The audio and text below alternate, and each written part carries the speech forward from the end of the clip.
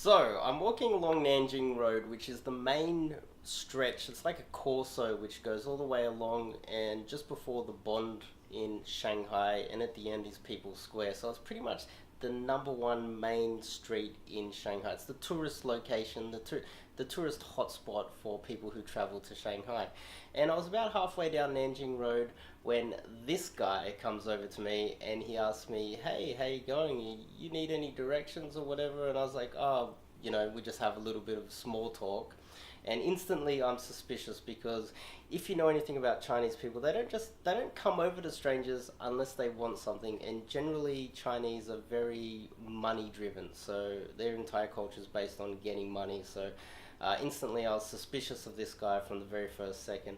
But I was meeting a Chinese friend on Nanjing Road, so it didn't really matter anyway. But I've got some street smarts. I didn't exactly have the best upbringing, so I'm skeptical of strangers when they do this to me. So when this guy started asking me questions and where I'm staying and whatever, I was very suspicious of what his motives were. And the talk went to him taking me to a tea house. And the first thing I thought was, okay, I'm going to go to the tea house, I'm going to get tied up, robbed, he's going to take all my money or whatever, or the tea house will just overcharge me. Well, what I did was I said, "Oh yeah, sure, let's come along." And I thought I'd play along and just see what type of guy this was.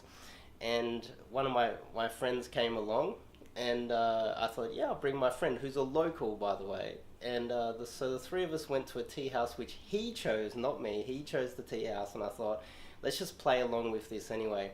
But the entire time, I kept asking one question. How much is this? How much is this? And this is a tip for you guys out there.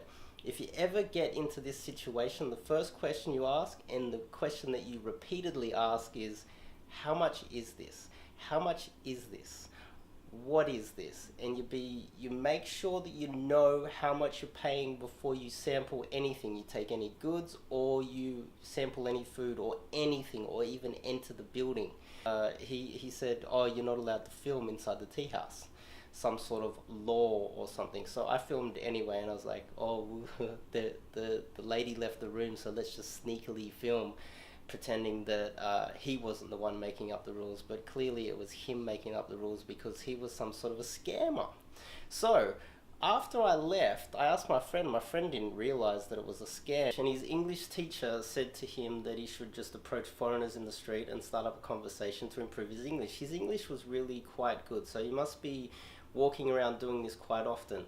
If you see this guy and you are in Shanghai, China, and you see this guy, be careful, because he will try to take you to a tea house, and there's a possibility this $10 tea or $15 tea could possibly come a $300 or a $500 or even a $1,000 sit-down tea session.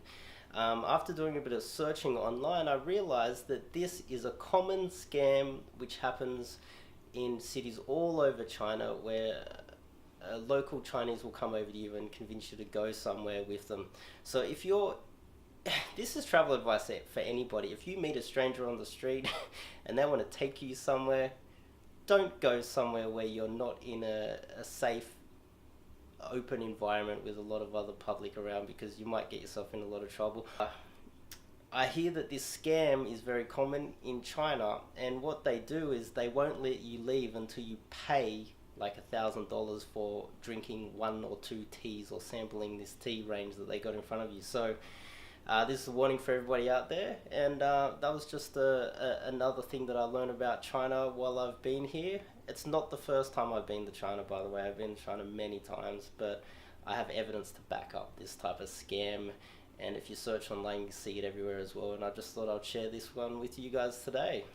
So I'll be uploading a few more adventures of China, and look out for them in the next upcoming days. See you guys in the next video.